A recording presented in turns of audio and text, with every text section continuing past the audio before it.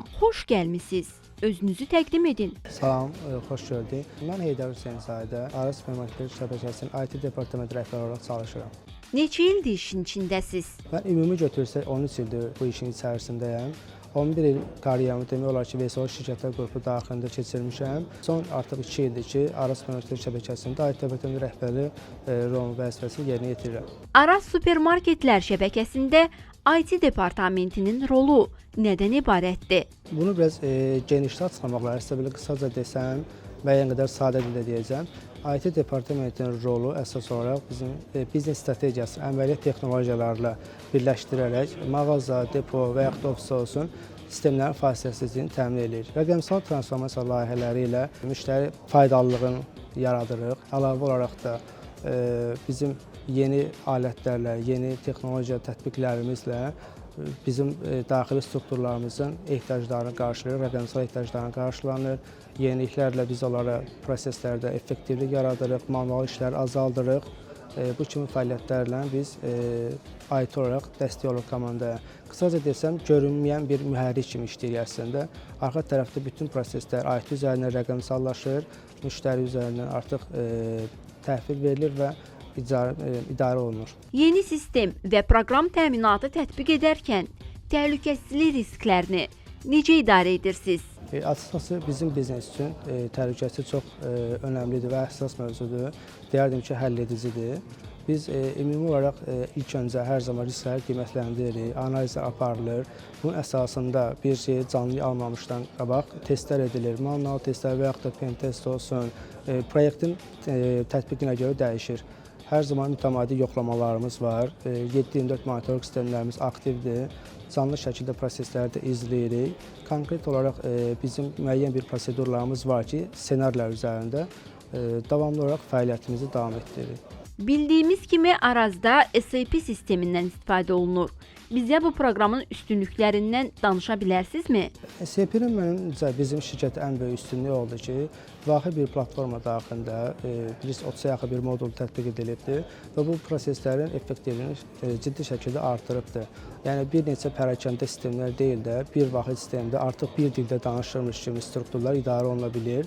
Bunun əməliyyatlarda çox sadələşməsini hiss olunur və standartlaşdırılır. Daha çox SAP biraz standart məntiqi ilə çalışandır.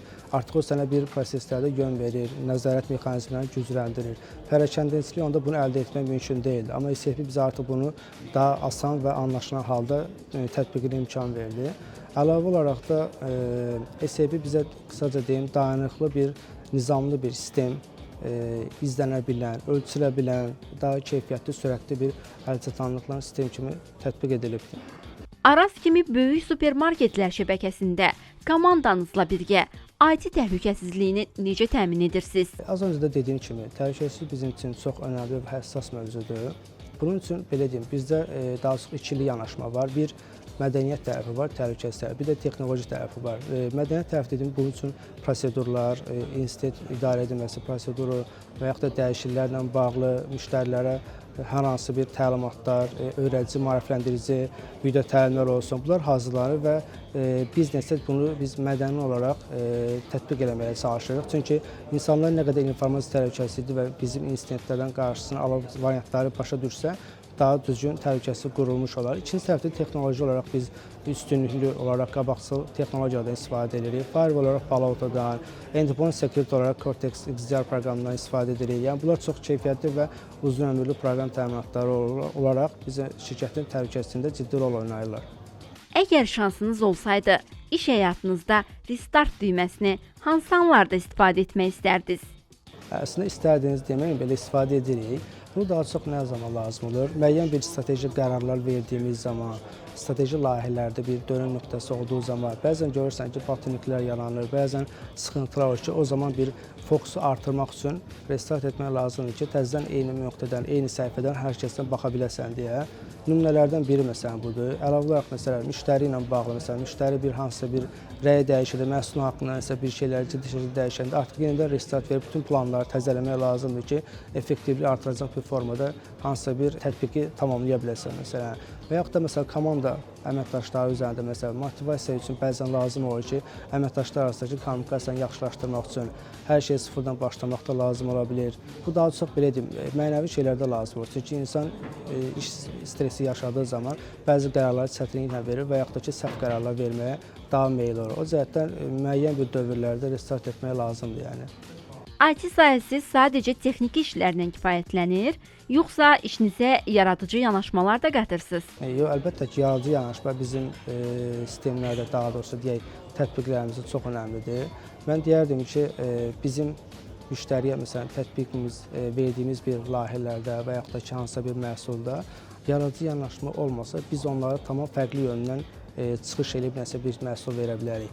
Yaradıcı yanaşmanın öhdəliyində, əsas məsələn öncəliyində daha doğrusu deyərdim ki, analitik düşüncə durur. Yəni onu daha çox problemi biznesdən fərqli prizmadan baxa bilmək önəmlidir. Bizlər məsələn biznesin dediyindən də əlavə olaraq məsələn onları necə edək məsələsindən daha çox hansı dəyəri veririk, hansı dəyəri qatırıq. Bu yaradıcı yanaşma bizə lazımdır ki, ortada texniki səriştələri birləşdirərək real nəticəsi təsiri ola biləcək bir məhsul qabağa çıxarda biləsən. Sistem yenilənmələri zamanı mağazalarda iş axışını necə təmin edirsiniz? Ümumiyyətcə bizim dəyişiklik idarə etməsi bir prosedurumuz var. Bu prosedura əsasən hər şey idarə olunur. Mağaza olmasının fərqi etməz. Bütün sistemlərimizdə ümumiyyətcə harada bir dəyişiklik olacaqsa onu bir prosedura qaydasında eləyirik. Hər zaman çalışırıq ki, mağazaların sisteminə uyğun olmayan bir formada planlayaq. Onların fasiləsini qorumaq üçün əvvəlcədən planlanmış ssenarilər üzərində eskalasiya prosesləri, workaroundlar, hər hansı dəyişikliyi təsir edəcək bir şeylər nəzərə alınaraq, arxada alətlərlə və yaxud da hansısa bir formada nizamlanaraq davam etdirir prosesimizi. Əgər hər hansı bir problem yaranarsa belə də öncədən hazırlanmış ssenari əsasında workaroundları tətbiq edilərək kassa olsun, ofis olsun fərq eləməz. Sistemlər təzədən bərpa edilərək fəaliyyətini davam etdirir.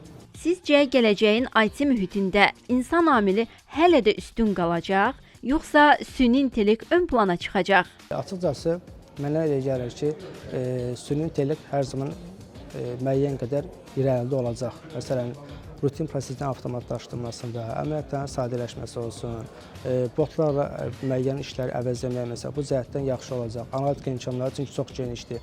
Amma müəyyən tərəfdən baxdıqda məsələn, biznes konteksti olsun, dəyişikliklər olsun, biznes tempini anlamaq cəhətdən süni intellekt bizim kimi formalaşmış bir şey deyil. Çünki onların sadəcə, necə deyim, müştəri etibarlığı, müştəri faydalılığı, dəyər anlayışı onlarda biraz tamam fərqlidir. Yoxdur demək olar ki, öyrədilmiş bir şeydir yəni. Biz isə artıq bunları qavrayaraq, neçə illik texnologiya ilə müştərinin istədiyini uyğunlaşdıraraq bir qərarlar veririk. O cəhətdən düşünürəm ki, müəyyən yerlərdə komanda inkişafında olsun, məhsul etibarlılığı baxımından süni intellekt bəzi yerlərdə hələ ki gözləyəcək. Amma dediyim kimi, əməliyyatlar cəhətdən çox effektlidir. Həqiqətən də söndürüb yandırmaq problemləri həll edir? Bəzən əlbəttə həll edir. Çünki kiçik bir konfigurasiya xətası olanda və yaxud da ki, hansısa bir kiçik bir xətalarda restart edərək məsələn daha da rahatlıqla məsələn o prosesi həll etmək olur. Amma bunlar hamısı əlbəttə ki, müvəqqəti bir şeydir. Bu zaten köklü həll deyil. Bu sadəcə bir ayrılıq kimi deyərdim. Ondan sonra kök səbəb analiz edib tapmaq lazımdır ki, nədən bu problem baş veribdir.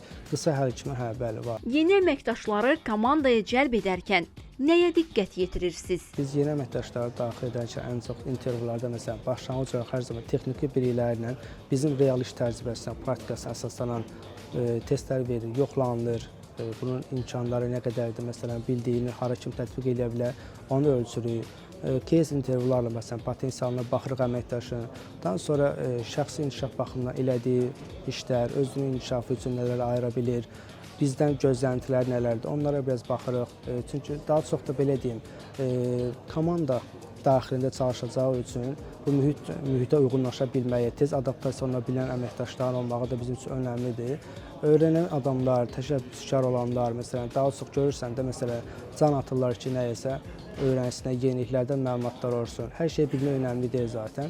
Biz bunu tələb də elə bilməliyik. Çünki müəyyən bir senior leveldə əməkdaşlar var ki, görüşmüşük. Onlarla görüşürsən, hiss edirsən ki, bizim istədiyimiz o komanda ilə daxildə böyük bir iş görmək. Çünki tək əlin səsi yoxdur, yəni həqiqətən də birlikdə iş görməlisən. Onu yerinə yetirə biləcək ruh olmalıdır insanda. Düşünürəm ki, biz ona daha çox önəm veririk. Süni intellekti işinizdə necə istifadə edirsiniz və gələcək üçün süni intellektin işinizə tətbiqi ilə bağlı planlarınız varmı?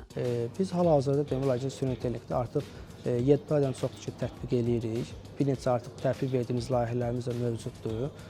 Ümumi olaraq, yəni şirkət olaraq süni intellekt məsələsinə çox ciddi şəkildə dəstəyi var, investisiya da var, hazırlıqlarımız da var, çox böyük layihələr, planlarımız da var. Qısaca məsələn layihələrimizdən deyim ki, məsələn satışla bağlı, logistika ilə bağlı, mağaza sistemləri ilə bağlı, avtonom bəzi məsələn botlarla və yaxud da hansı bir formada insanları əvəzedici formada layihələrimiz də mövcuddur. Planlarımız çox genişdir. Biz təkcə süni intellekt tərəfindən deməyim də, bunun həm də RPA tərəfi var, robotlaşma proseslər. Onları da tətbiq edirik hal-hazırda. Artıq 10-a yaxın bir proses var ki, canlıya almışıq. Bir ilə yaxında bunu tətbiq edirik və ciddi şəkildə effektivlik var.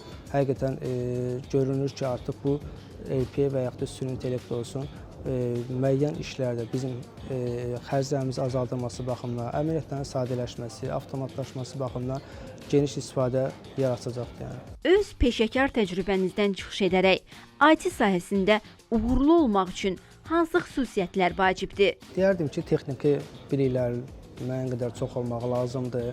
Komanda inkişafı, məsələn, deyək ki, komanda işi, komanda ilə bərabər çalışa bilmək, əməkdaşlıq ruhu, bizneslər eyni dil tapa bilmək, davamedicilik, bu da çox önəmlidir həqiqətən. Analitik düşüncə əlbəttə lazımdır. Biz zaten seçimə edərkən zaten ən çox onlara da üstünlük veririk. Yəni, mənim fikrimcə bu qədər məsələn kifayət edir ki, daha rahat irəliləyə biləsən yəni. Gənclərə çatdırmaq istədiyiniz ən böyük motivasiya mesajı nədir? Düşünürəm ki, ən böyük motivasiya mesajım olar ki, 1% belə olsa gündəlik öz gələcəkləri üçün nələrsə qatsınlar, yeniliklər öyrənsinlər, səhvlərdən qorxmasınlar, sınasınlar, yeniliklərə daim axtarışlı olsunlar, biraz komfort zonundan çıxıb müəyyən məsuliyyətlər götürməyə çalışsınlar, layihələrə baxsınlar. Hal-hazırda məsələn istədikləri sahə uyğun, məsələn IT-nin içində bir çox sahələr var. Ona uyğun layihələr tətbiqinə baxsınlar, demo version'da nələrsə qursunlar, şirkətlərə əməkdaşlıq etməyə çalışsınlar, hər hansı bir layihə göstərmə cəhətdən olsun. Çünki bazarda bu dəqiqə bu canlanma azdır. Həqiqətən insanlar hər zaman axtarır ki, təşəbbüskar adamlar olsun. Önəmli şey odur. Mən deyərdim ki, ən böyük amillərdən biri də davamlı şəkildə inkişaf və biraz da dəyər qatmaqdır. Zaten dəyər qatdıqca inkişaf qaçınılmaz olur. Suallarımızı cavablandırdığınız üçün təşəkkür edirik. Mən də sizə təşəkkür edirəm. Çox sağ olun.